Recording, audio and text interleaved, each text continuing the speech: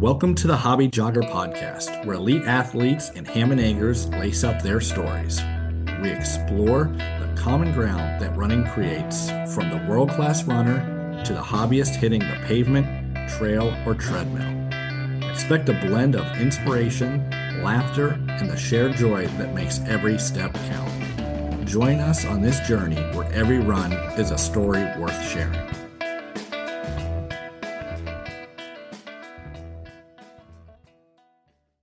Lando. Yes, I have a dog named Lando. Star Wars theme. You ready, Will? Jim, this was supposed to be like entirely about Star Wars. While at the same time, simultaneously being running. Yeah, I think you guys are going to, if you throw me any bones on Star Wars questions, I don't even think I'm going to get them. I think Will was trying to prep my baseline Star Wars knowledge, and I failed that miserably. When I had this idea, I was like, I just want to do a full Star Wars episode because I thought you were a big Star Wars guy like Will is. And then Will was like, actually, Kim might be second place in Star Wars knowledge in this family.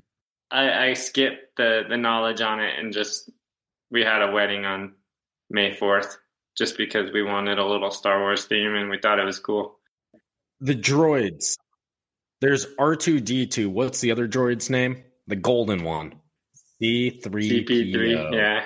I would have gotten CP3O. Yeah, maybe not too many Star Wars questions. All right, so quick introduction, then we'll get into whatever it is we're going to discuss. Not as much Star Wars, but are you ready, Will? Oh, yeah. Thank you for joining this week's episode of the Hobby Jogger. Back with me as a co-host, I have my good friend, Mr. Wil Walmsley. Will, how are you doing today? Oh, it's been a busy day, just running around, taking the kids to soccer, dance, but doing much better now. Able to finally relax back home and looking forward to this episode. I know we're audio only, but your hair's not looking nearly as good as it was when we went on Top of the League podcast last week. Yeah, that one I had to make a point of, being a back with rugby. Backs are known for having great hair, so I felt like there was a standard I had to meet. We did a good job, I thought. Top of the League podcast. Heck of a rugby podcast. Shout out to those guys. Thanks for having us on. Well, today is our May the 4th episode, a very special episode. We have on today someone you know very well. Yeah, probably someone I went to high school with. I think you guys went to high school together. He's a 4-time Western States winner.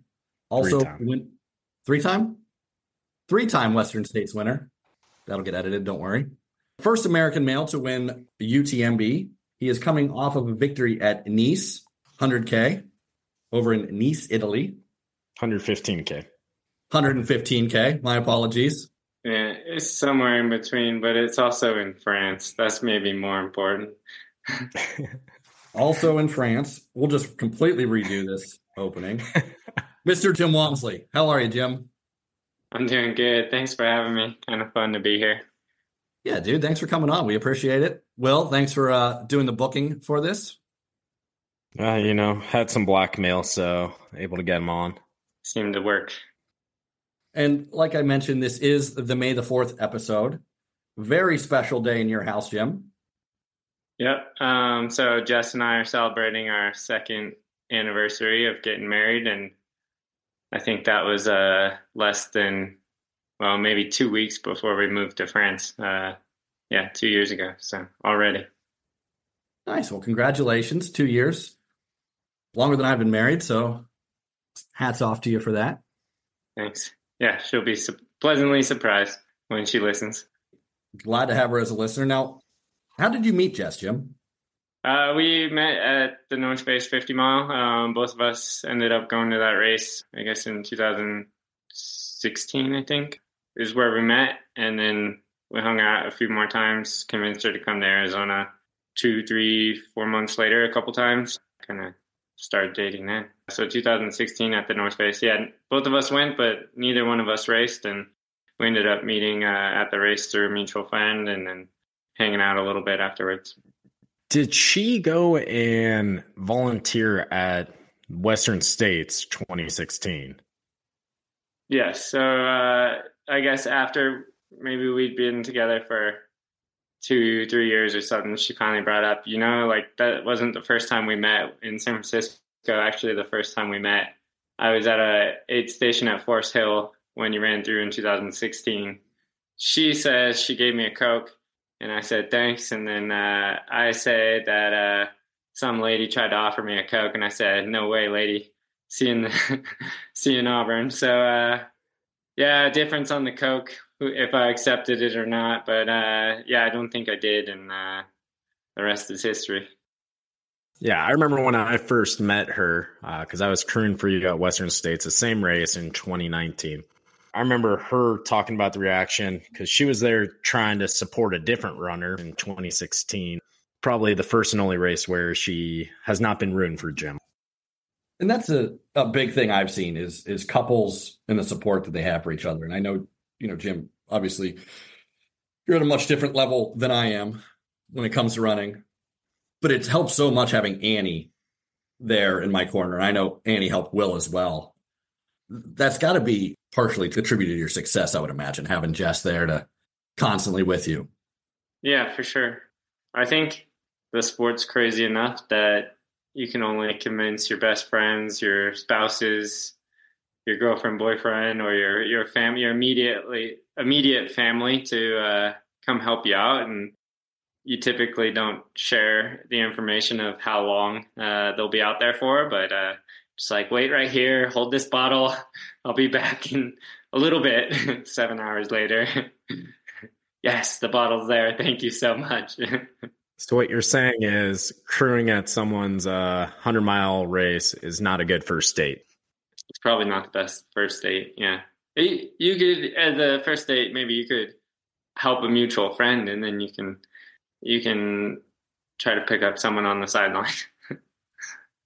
I would advise anyone to maybe wait a couple of years before you ask a significant other to. Well, I think Jess was definitely helping out less than a year in. I roped her in, I think, Western States 2017, the following summer. So 6-7 months later, yeah, was about the first time she started crewing some stuff. She had exposure to the sport and understood. Yeah. So she comes from a running background and was getting in from, I guess, only like a year, maybe 2 years earlier. She started running and she set out to do her first marathon at CIM. And then that evolved into doing some trail running stuff with her local running club and them talking her into doing like some 50Ks. And then I think she did one 50-mile before we met. Seeing her at OCC was actually my first taste of like elite trail running and seeing it. What I had seen was the end of the Buckeye 50K, where it's me, walking for the last 10 miles. But that was like my first glimpse seeing Jess coming down the last mega bomb, whatever, La Flagier. And so Jess was like my introduction to high end trail running. And that was kind of what got me hooked to it. I was in awe. Like, here's this girl. I just briefly met her, your wife, and just bombing down this hill faster than I could have if I was just to start at the top. They took the ski lift up and came down. So that was at the time the most impressive thing I had seen is her finish at OCC. Yeah, OCC is about 55K, and I think the top men are maybe around 5 hours, and the top women are 6 or 6.5. And Jess is kind of pretty close to that 6.5, 7 hour mark. So she's definitely ripping down the last downhill there. I would say I'm sure her splits down La Flagier are significantly faster than my splits at the end of UTMB coming down that. It's a pretty brutal descent. How long is that descent? I mean, it's probably 2,500 foot drop minimum, but you do it in probably 4 miles. Yeah, but at the end of whichever race you're coming off of, I think most everybody does that descent. So when you're coming down that descent, how much does the crowd there help you out when like you're coming down something like that? Because it's a lot different than what I see, a lot different than I imagine. I'll get to see Western States, but the crowd over there seemed pretty intense from start to go, except for maybe the nighttime part because I didn't see that I was actually getting some sleep. Yeah, like Casey, you and I tried going up La Flagier. I think we got maybe 2 or 3 miles up, and there were still people all along the course. Everybody had to hike up there. Like, you have to start at the very bottom. Like that part to me was insane seeing. I think you can actually take a chairlift up to the top too. You could have skipped the hike. Wish you would have known that. So there's a lot of people up at the top, and there's a refuge and stuff. So typically there's at least like a couple hundred, if not over 1,000 people at the top of the climb. And there's a bar halfway up. And there's one at the top too. Yeah, both halfway and all the way up. So choose which one. Yeah, the cafe. People are just having lunch under like rainbow umbrellas, and the whole race, biggest race in trail racing in the world's going on. Yeah, there is the refuge halfway actually. The trail just splits right through the middle of it too. So sometimes you got to give someone with a bunch of drinks on a platter a little heads up as you're coming through. Most years that I've done that, they didn't need to react much. Last year it was a little bit different and actually had a little momentum. Yeah, you were carrying a good deal of momentum this year, I felt. We'd like to talk a little bit more about what went different for you this past year. But first, let's step back and describe UTMB for anyone listening that isn't already familiar. Wil, take it away. Oh, UTMB, it is the mecca of ultra trail running. It's 106 miles. It starts in Chamonix, France. They will run starting at 6 p.m. on Friday. They start running counterclockwise through Italy, Switzerland, and then finishing back in Chamonix. Yeah, it's the biggest in the world. They're going around Mont-Blanc, which is the tallest peak in the Swiss Alps, French Swiss Alps there. It's unlike anything you get here in the U.S. I believe the start line is about 2,500, 3,000 people to start a UTMB. The amount of elites, you're probably running 50 to 100 deep on both the men's and women's sides. So it's one of the deepest fields that they have in the world. The race experience itself is really, really cool because they've got different distances that start happening. Monday, I believe, is the PTL partner race. That's like 180 miles, I think. Takes 2-3 days for people to finish. And then they have shorter races, OCC, 50K, 55K. CCC is 100K. Those are all starting different days, and it's all leading up to like the penultimate UTMB, the 106-mile race that is the creme de la creme of all these championship races. Well done, Wil. I appreciate that. You're welcome.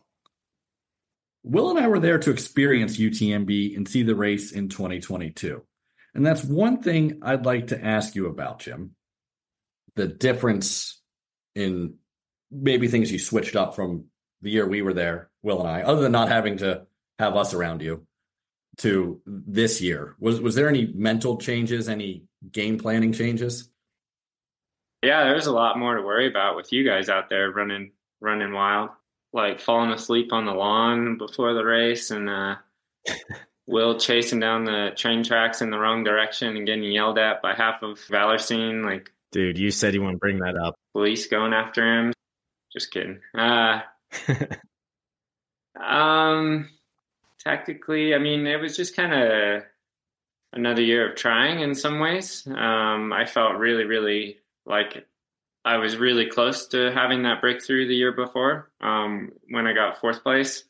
And then even like at that point, like felt I was pretty close to breaking through every time I'd ran, like been there, and kind of how preparation's gone. But sometimes the more work, the harder I try, the more I do in between, usually Western States and UTMB.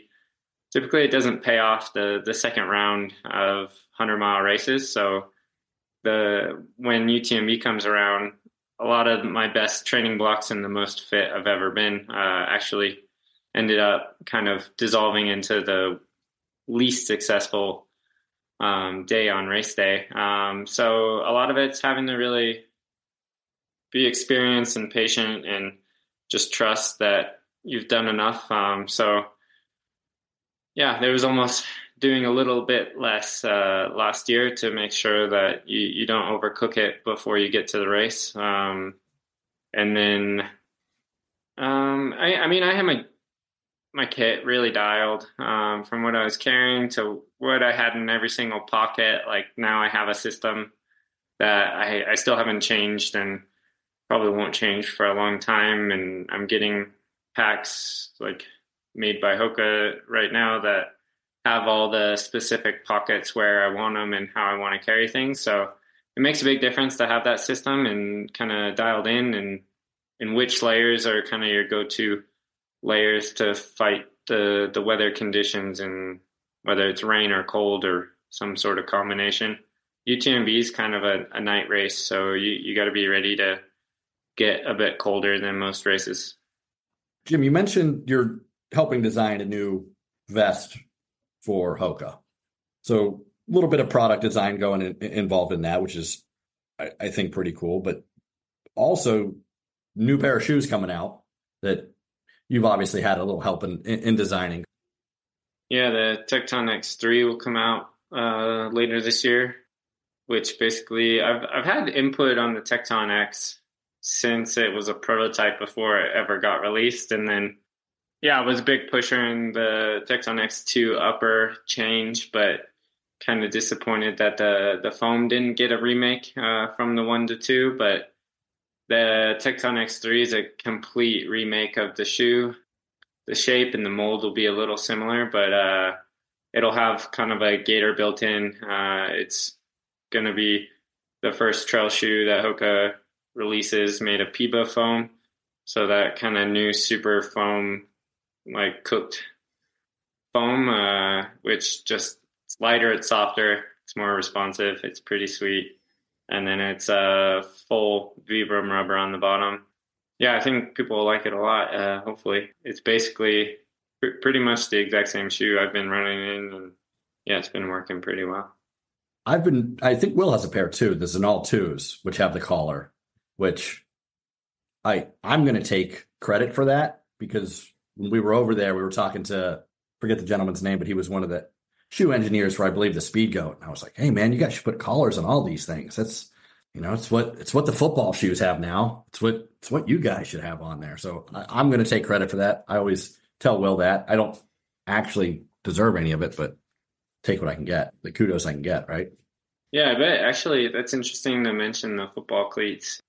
But more and more, I bet they're playing on that AstroTurf where you have those little black rubber pellets and they get in your shoes left and right, I'm sure. So nobody wants that sort of stuff, whether you're running the trails or running your little laps on the football field. Yeah, it's annoying. Creates blisters. That's why I told him, I wish I remembered his name, but I was like, the Adidas Predator has a collar to keep those things out. We, running trails out here, I don't know. I could go for it, but yeah, the Zenal 2. I think that's my new favorite Hoka shoe is the Zenal 2. It's a little bit more nimble. I don't feel like I have to pay as much attention to things because I fall down a lot, considerable amount. So I feel like I'm less fally in those shoes, which is all. You get more dexterity, probably more proprioception feel to the ground with the Zenal 2 because it's not typical like higher stack height max foam that a lot of Hokas will have. So it's something different. I use it a lot for little Strava uphill segments because it's pretty light shoe as well. I think it's one of the only Hoka shoes coming in, trail side that's coming in under 200 grams and like has a full sole of rubber. And has the collar. And it has a little collar. Not as big of a collar as the Tecton X3. That one, you could still get a rock to slip in the Zenal if you truly tried. But it probably knocks out 80%. And I've always said 80% is probably pretty good. But the Tecton X3, it's a little harder to slip on because of it. But it's 100% of rocks get knocked out. Like, they're not getting in. You did allow me to try them when you were here. So it was a brag point for me that I'll get to. Yeah, I had those. Yeah. I had those on a year ago. Yeah, me too. That old thing. How many different products are you going and giving input on? Your attention to detail, like it's not just with the shoes. On the vest back in December when, I was in Arizona for Christmas and visiting you and the rest of the family. You were talking about how the sewing, it needs to be stitched a certain way, which pouch needs to be on the outside of it versus the inside, accessibility, being able to reach, like thinking about every little detail.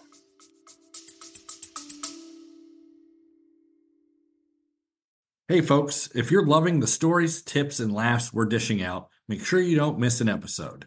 Hit that subscribe button so you're the first to know when a new episode drops. And hey, if you've got a second, why not leave us a review? Your feedback helps us improve and keeps this running community growing. Lace up, hit subscribe, and let's get back into the show. Yeah, so I mean, the vest is a really complicated piece. The shoes are pretty complicated. There's a lot of ways to do it. Not a good way.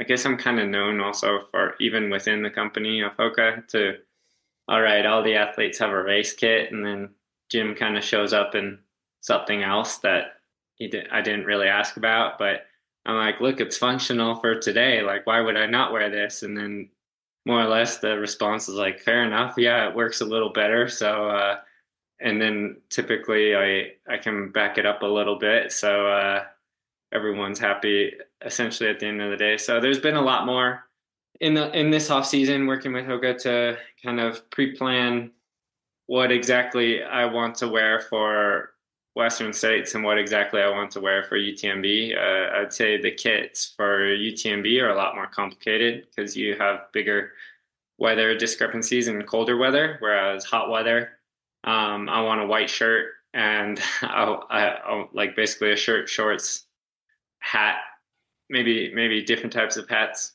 Will the bucket hat be returning this year? I definitely have a bucket hat stocked and ready to go. I got to see. I have a couple other hat ideas, and yeah, it just might be my own little modified hat. Pretty famous for the bucket hat, the Hoka bucket hat. Yeah, I might have to finish in it if I do. Yeah, my girlfriend Annie made fun of me relentlessly for my bucket hat wearing pre Hoka bucket hat. So I had like this green ugly bucket hat that I wore everywhere, and she hated that thing. All of a sudden, I get a white Hoka bucket hat, and it's cool, and she wants one. Yes. I'm like, who's laughing now? Yeah, it's just the hypocrisy of it. So I think it comes in maybe like 20 different colors now, but I don't think green is still one of them. So it might have been just a green hat, to be honest. That's true. I never thought maybe I look terrible in green. I don't know. That's a good point.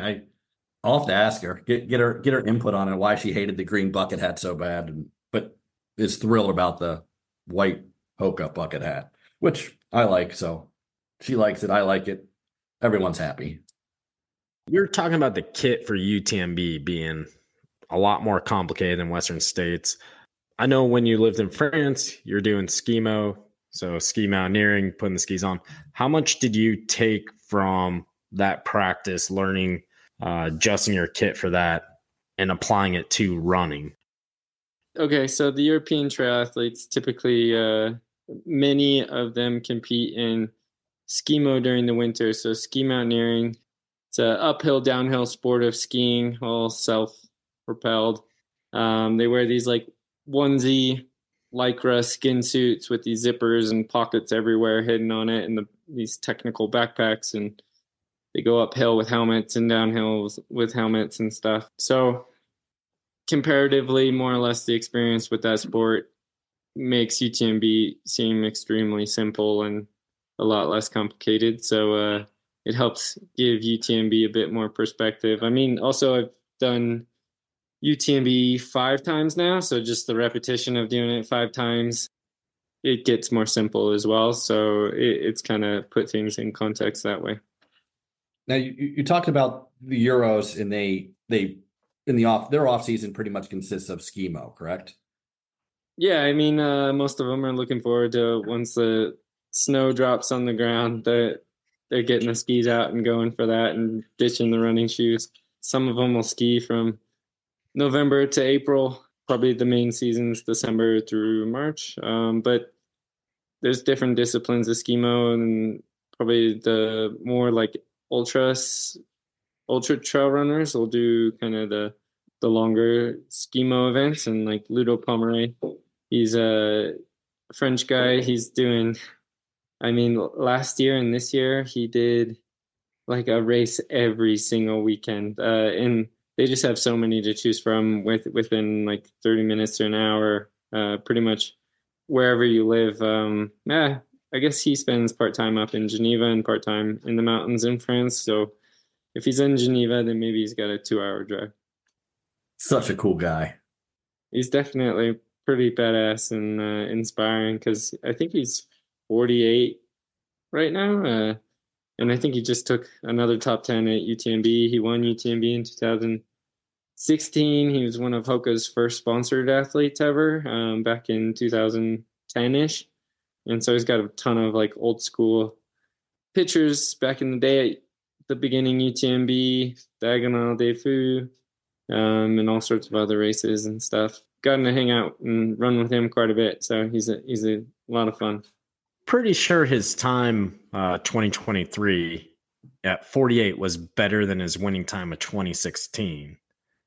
Maybe we had good conditions. I don't know. Yeah, I think that it maybe was. And it gives me hope that, like, hey, 48 is the new prime. Like, I'm still years away from ever reaching my prime.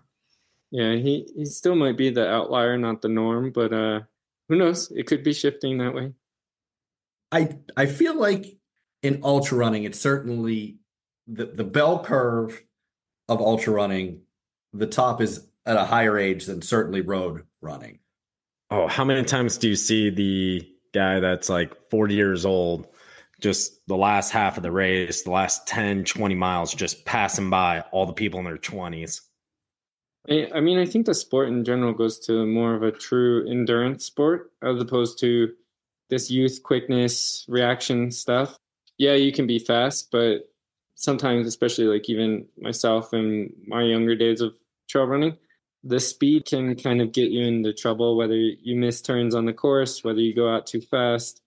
How to use it is a blessing and a curse. So speed's not always your friend on a long race. Yeah, that's one thing Will and I have talked about, especially like the opening of a race, kind of like a chess game. It can end your day real quick. Can't really win in the opening. As much as we like to joke about first mile needs to be your fastest mile. Well, they used to say the first one over escarpment, which is the first climb of Western States, like mile 4 or something. They used to say, if you're the first one over escarpment, you'll never win. I did that a few times now, so they stopped saying that. It's laughing now. Exactly. That was the first thing you had to prove wrong, wasn't it? Yeah, maybe. And then, yeah, I don't know. I just think Western States is like 6 hours shorter than UTMB, so it's a bit more manageable in that regard. You can keep a bit more up tempo. One thing I did want to ask you about, Jim, kind of not really with running, but cycling. And I've seen you cycle a bit in training before. Do you take anything from cycling, from the pros, from things you see them do, or talking to any of them? Because I think when I talked to my pro cycling buddy, he seemed to think that there was like a lot of comparisons that could be drawn between ultra running and in the cycling world. A little bit. I mean, so if like I came up in a track background, so mile, 5K, 10K max sort of thing. And if you think about those events, it's like 4 minutes to 30 minutes sort of thing, or even the 800, like minute and a half, 2 minutes. But 5 minutes to 30 minutes is almost the same. Like it's not much discrepancy in events, you know, like in time frame. Cycling tends to be 4 to 8 hours. So there's a lot more fueling going on with that. I think it was actually spectating cycling and just watching one time of some of the nutrition that they were passing back and forth, or seeing which teams are sponsored by this or that. And that's how I discovered Never Second, was actually just watching cycling on the TV. And I was interested what Primo Roglic was getting handed to by Wout van Aert, and ended up being a Never Second job when I'd never heard of the brand at all. So that was a good little discovery, probably 2.5 years ago, 3 years ago. And then now this year I'm with them. So yeah, they're definitely much more into the nutrition side of things. So I'd say like up to kind of a 10-hour event, how they train and recover. And yeah, they have like almost 40 to 60 race days throughout the year, quite a few. And then like theory wise, it's not as much of an impact. Well, it's not an impact sport compared to running. So you get to see more purity of training philosophy played out of how to train the body. Whereas running, one of the hardest things about running is just kind of staying healthy enough to run. Like most people, injuries pop up kind of left and right because it is an impact sport that's going to trigger stress fractures, overusage injuries, all sorts of things. So cycling is one of these things where you can look at hours and time training. Ski mountaineering, skimo's similar. Nordic skiing, swimming, you're going to look a lot more at time-based training philosophies where running, we get many times just too much caught up in distance and this and that. And once you kind of go in further and harder ultra races, you need to look at more time-based because time-based is going to be more relative to how hard of trails you're doing and how much vertical training you're doing, which is going to be a bit more strength training to get you ready for kind of enduring harder races. And then, yeah, I just enjoy being on the bike and cycling. Yeah, I mean, indoors, outdoors, and all sorts of cycling. I'm not the best cyclist, but I definitely enjoy the sport and kind of wish I could do more. And I have to focus a lot more of my energy on running, but hopefully, as the years go by, I get to spend more and more time on the bike too. It's a good cross training, I feel like, right? Yeah, for me, I find a really good benefit from training on a bike to crossing over for running.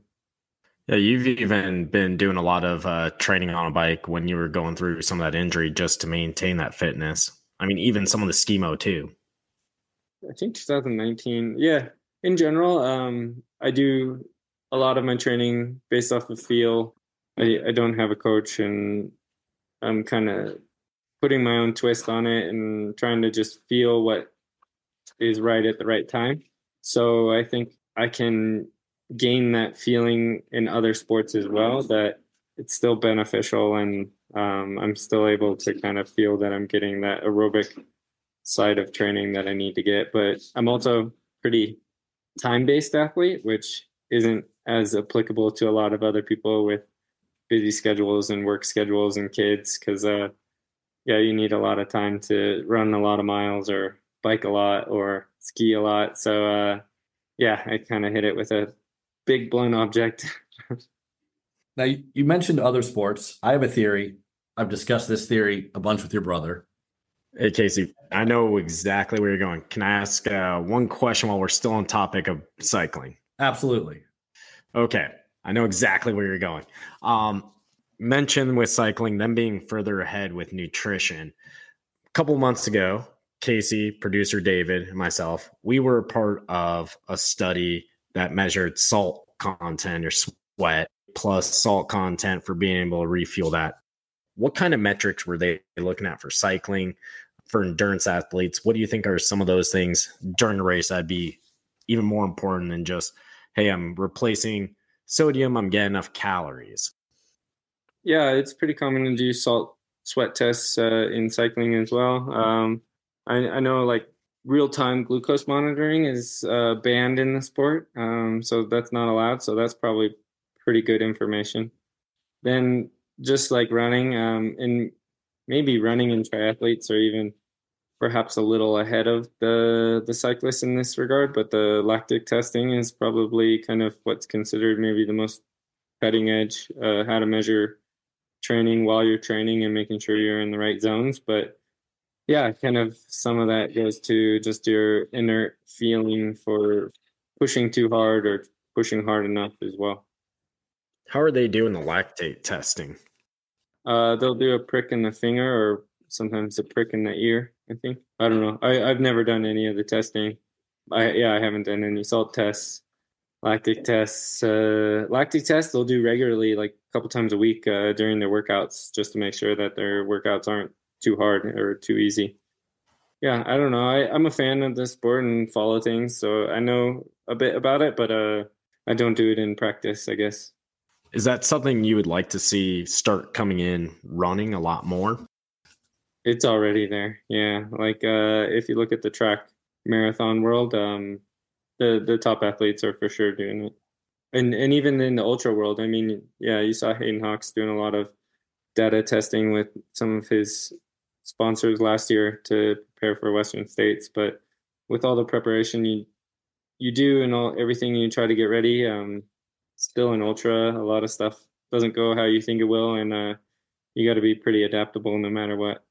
Like there's a lot more changing in game plans and kind of just mental resiliency with it. Yeah, I was going to say 2022 UTMB saw Killian Jornet look like getting finger pricked at most. Yeah, I think he was checking lactic stuff. And that's not allowed in cycling. I think Glucose isn't it? the glucose monitorings, I don't see them doing lactic stuff, so I would imagine it's only allowed in training. But even the glucose monitoring is allowed in training, but those things you aren't allowed during the race, which it seems pretty reasonable. If it involves a needle and something in fluids coming out, kind of seems like a no-go. I think we can get on board with that. Yeah, I think that makes sense, especially in cycling with the issues they've had over decades. So yeah, that makes perfectly good sense why you wouldn't be able to pull out the needle and do that. Back to my theory. I have a theory. I think it's a pretty good theory. I feel that footballers, soccer players, would make the best, I guess, entry into ultra running as far as collegiate athletes go and upper athletes because of the aerobic base and the athleticism compared to, say, just a cross country runner. Yeah, like you can definitely get crossover sports. I think the best talent from the U.S. is going to come from cross country runner category. Soccer players are sometimes maybe too strong in some ways. Depends on the race and the profile and just their attributes. I don't know. I think there's a argument for it, but there seems to be a lack of evidence, I would say. I can't think of any top level soccer players, former soccer players that have made a big impact in ultra trail running. Well, my theory sucks. I've just found out. Yeah, I'm not following the theory right now. I'm skeptical. I think it just requires a level of mental fortitude, being able to compete, just that competitive inner drive, and whether it's soccer or a different endurance sport, because you see a lot of people from ski backgrounds as well that are competing competitive, pushing themselves, really just being able to dig deep.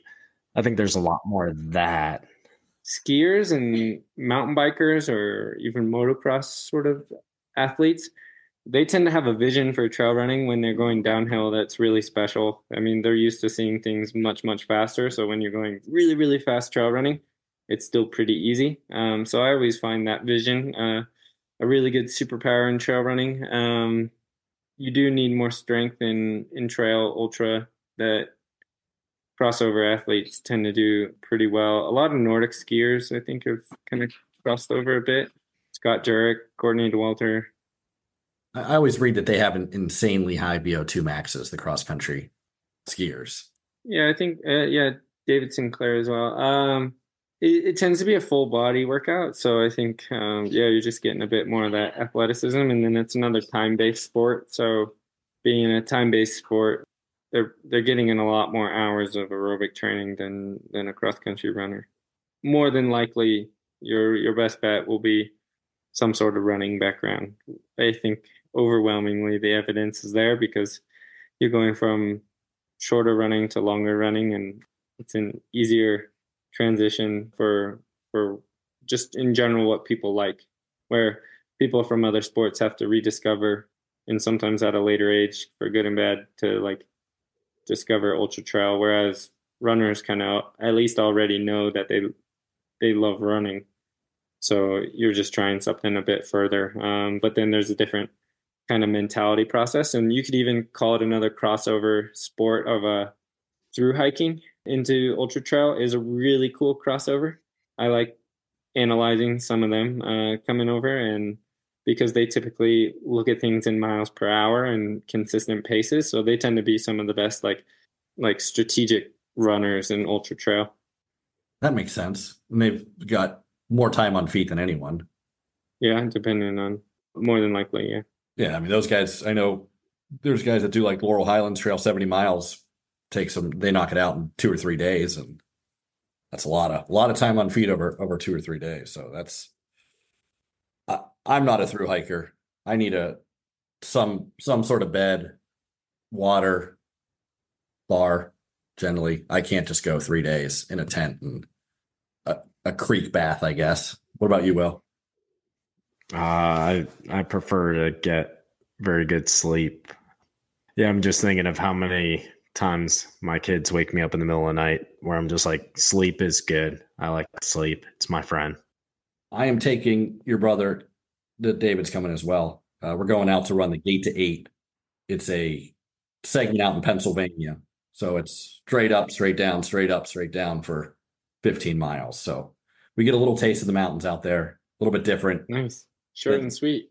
Yeah, 15 miles. I don't know if that's short and sweet, but it's a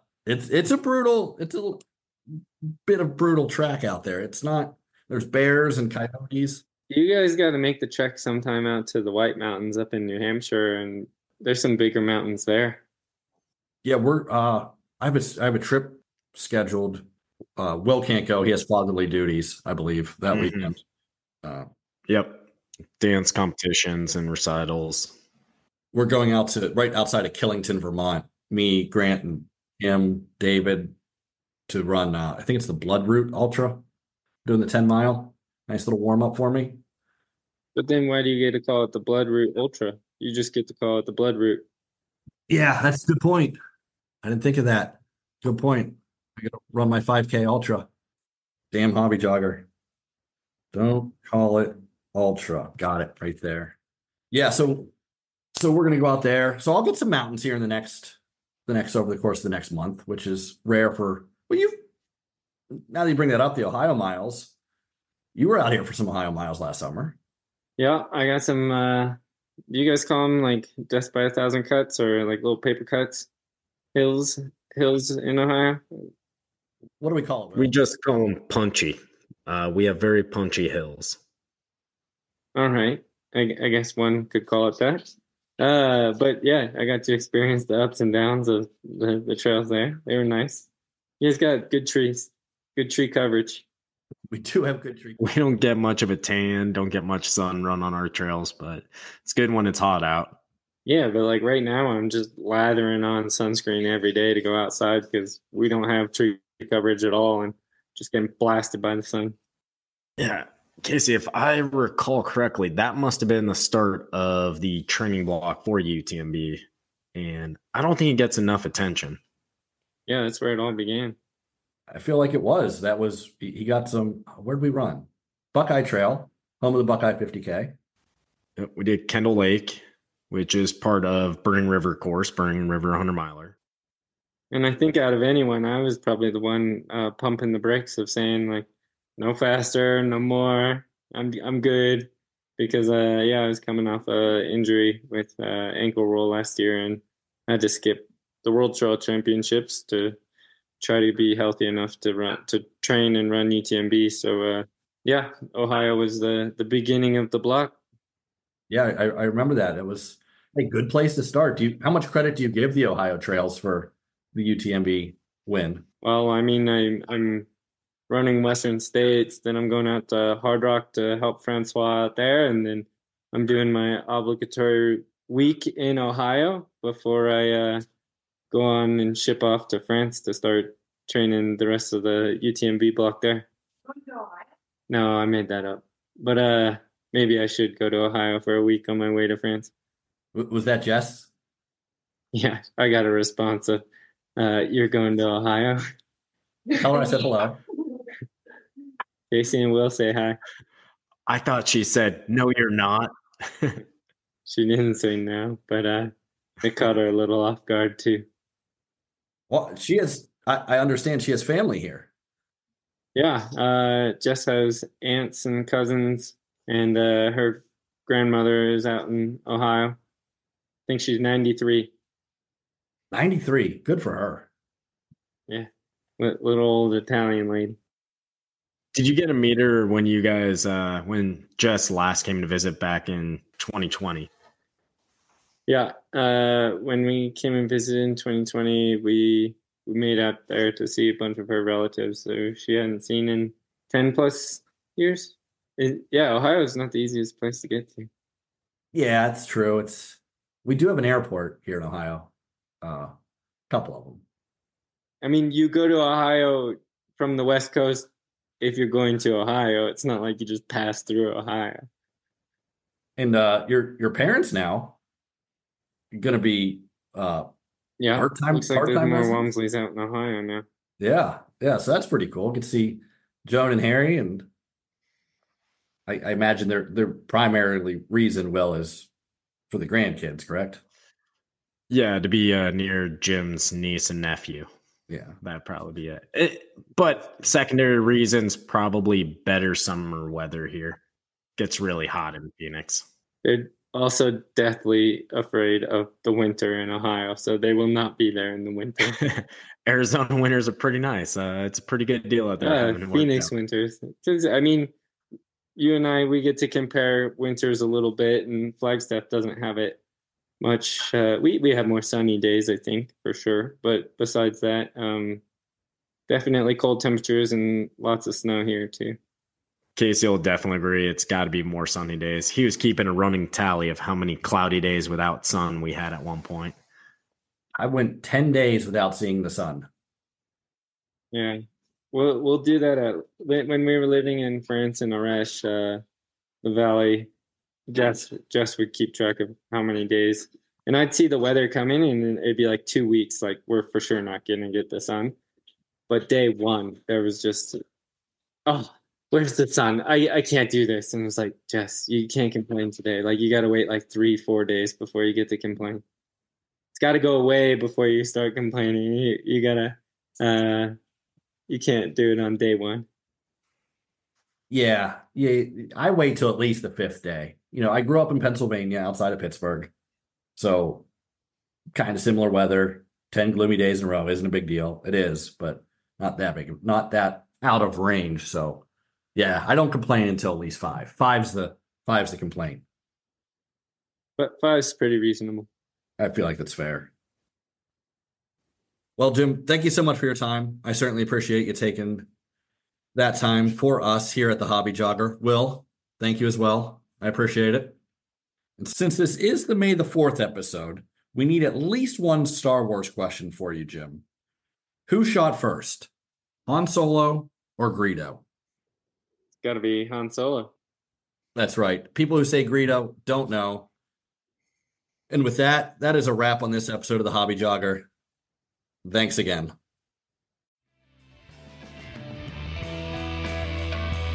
Thanks for tuning in to another episode of The Hobby Jogger. We hope you've enjoyed our conversation today. And if you liked what you heard, don't forget to subscribe and leave a review on your favorite podcast platform. Your support keeps us moving forward. Until next time, keep those feet moving and enjoy the miles.